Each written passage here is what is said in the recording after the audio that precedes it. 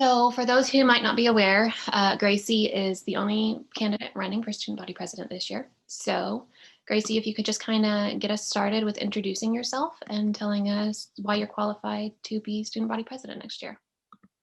Absolutely. So my name is Gracie Kelleher. I am a junior from Sierra Vista, Arizona, studying marketing in the business school, and I've served in student government for the last 3 years.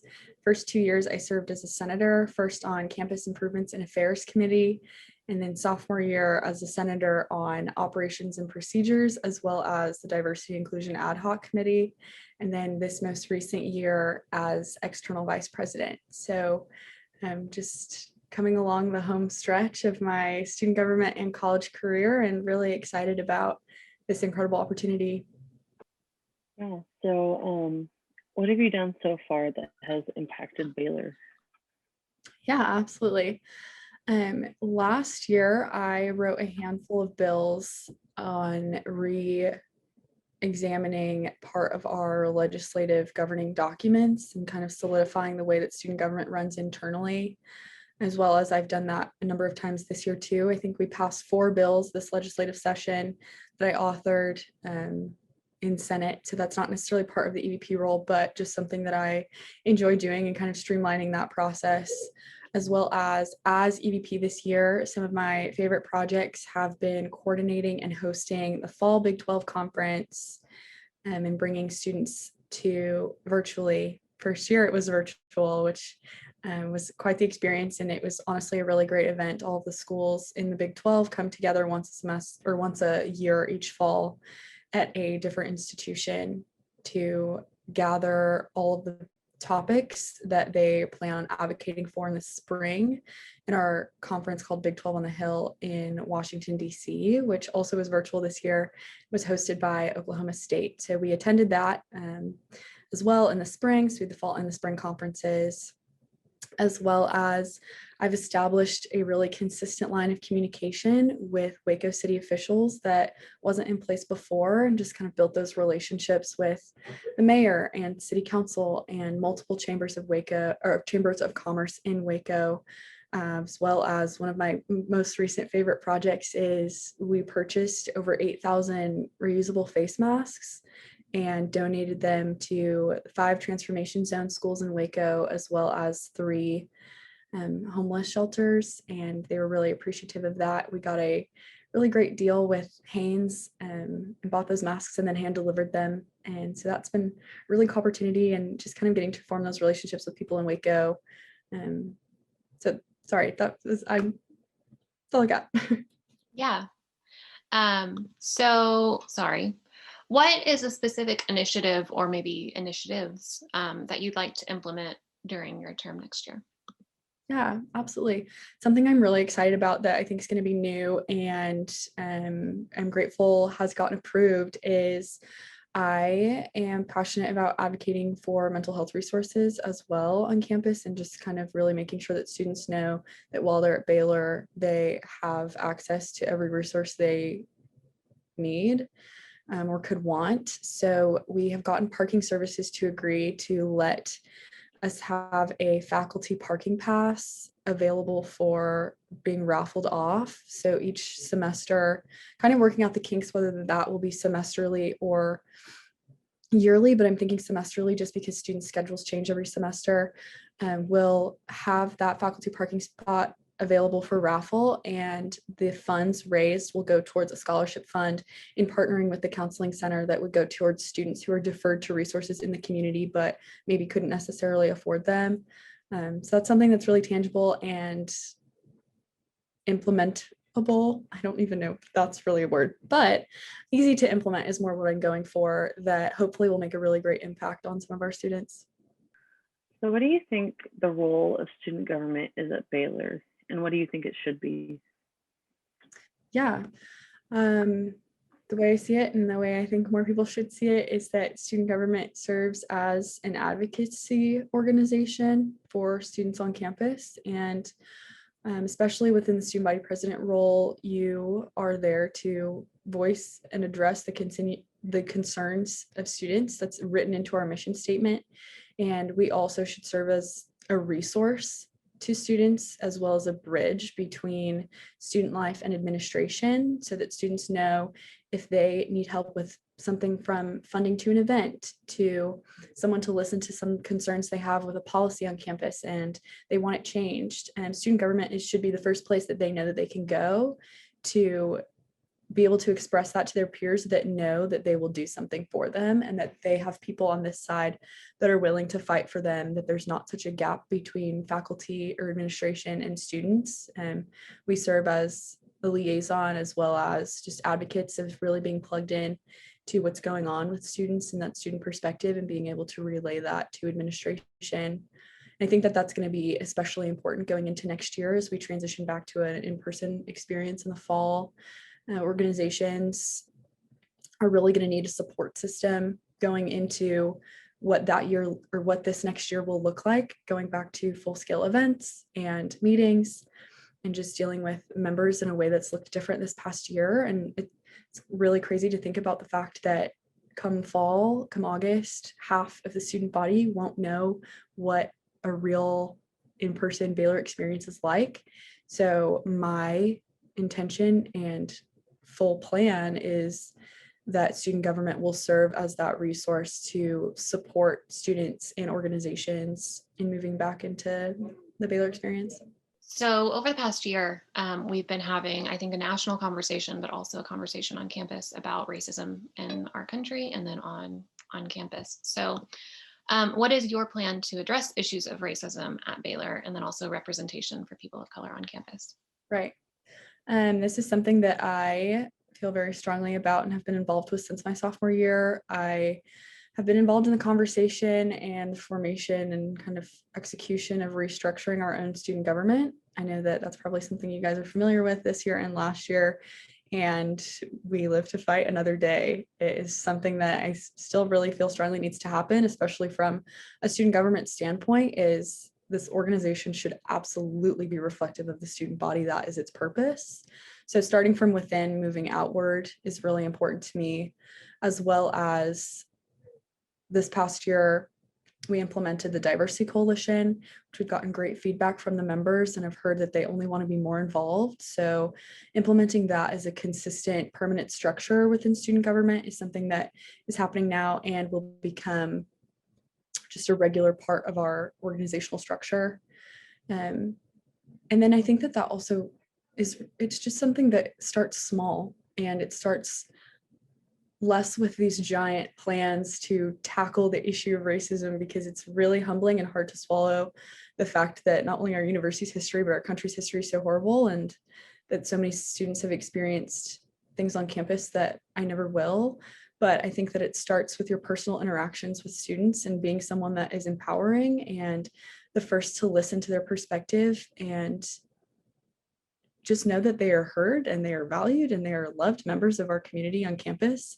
If I can do anything, I would want it to be to leave people knowing that I absolutely feel that way about them. And that's more of a personal conviction, but within student government, the Diversity Coalition, as well as taking the commission report that's come out. I don't know if you guys have read it or watched the conversation series, but those have been really useful in tackling this conversation, but making sure that that is a starting point and knowing that this is the beginning of an action plan and not the end result, but that we take all of the really in-depth and thought out work that's gone into the report and just only move forward from here.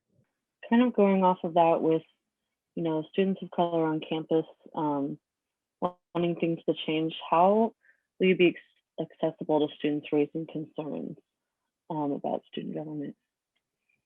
Yeah, I think that this issue really comes from a communication front and making sure that communication is accessible and open to students. I think that that comes with pushing our social media more so. We've done a lot of growth in the last year, just a social media presence and making sure that students are aware that they have that resource. Just click on our Instagram page and find information that will take you straight to the website or straight to a suggestion box.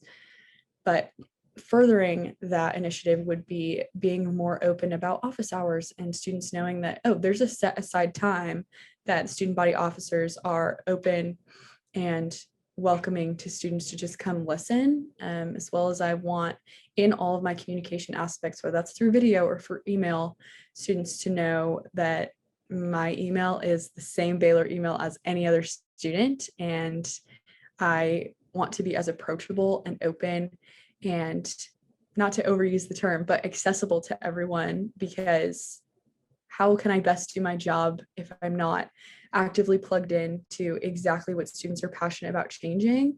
And that means being really aware of situations on campus and aware of what different organizations are doing and how students are feeling. So really positioning myself as well as student government in the forefront of communicating well what we're trying to do, as well as receiving that communication really well. Yeah, so we mentioned it earlier, but obviously next semester will look more normal than the past few ones have. So what are your plans to help facilitate that transition, and how will you be prioritizing safety as well as a return to normalcy as we head into the fall? Yeah, thank you.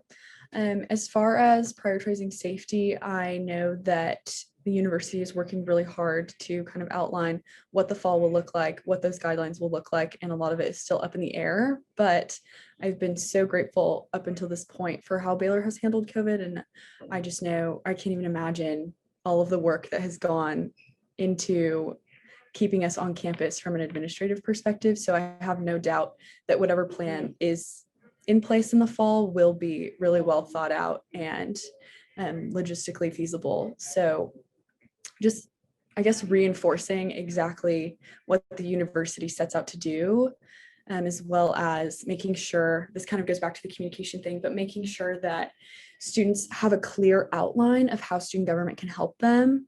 A lot of officers and organizations may never have planned an event before, and that might look like, okay, I didn't even know I could get funding from student government, or which areas of faculty or administration do I reach out to, or which areas of student life does this fall under? And if we can really clearly outline exactly what we're here to do and how we're going to do it, then hopefully that will streamline the process for everyone involved. So another big conversation on campus right now is about Gamma possibly being chartered. There was, of course, the bill was passed last semester. So do you think that Gamma should be chartered? And if yes, do you plan to advocate for that? And if not, why? I am excited going into this role to be able to advocate on behalf of students to create an organization that both allows every student to have equal access to campus resources while also maintaining our Christian identity. And our Christian commitment is what makes Baylor unique, and remaining aligned with the identity of the university has rooted in Christ isn't something I'm willing to waver on. However, we have to make sure that our Christianity is holistic and consistent in how we're treating each one of our students. And I'm fully prepared to serve in the role that will be facilitating those conversations amongst our student body, as well as students with faculty, in making sure that we are advocating on behalf of exactly how the student body feels, and the reality that there is a significant group of students on our campus that have been marginalized, that something needs to be changed. And then last question, sorry. How will you be seeking guidance from students on your policy initiatives within your administration? And then how can students expect to be able to hold you and your administration accountable? Yeah, that's a great question. I think primarily I told my cabinet directors this past fall from the very beginning, just the people that I'm working with from the very start. I don't ever want to be a leader that people don't feel like they can come to with critique or suggestion. I am learning just as the rest of us are, and I have a lot of room to grow.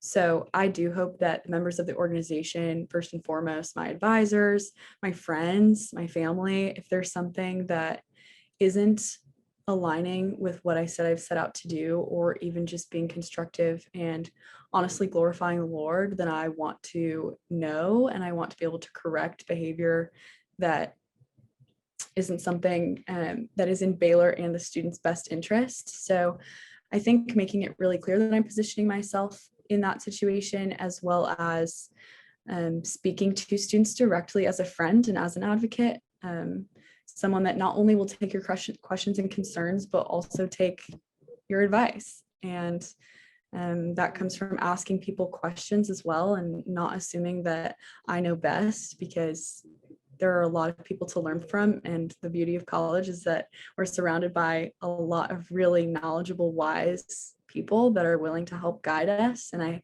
fully plan on utilizing those resources as resources of our student government advisors and my peers that I really respect, and just the student body in general. I'd much rather have a positive impact on someone than think that I'm doing the right thing and not actually be doing it that way. That's not necessarily the phrasing I fully intended, but I think that you guys get the point of how our impact is much more important than intention. So as long as I'm making sure that our impact is right, even if the intentions were correct from the beginning, I'd rather be corrected before the impact actually happens on the student experience, and that it's just anything or nothing but positive. So I hope I leave my term just people knowing that I have their best interests at heart and really am here to help. Okay, well, I think that's all of our questions. Is there anything else that you wanted to add?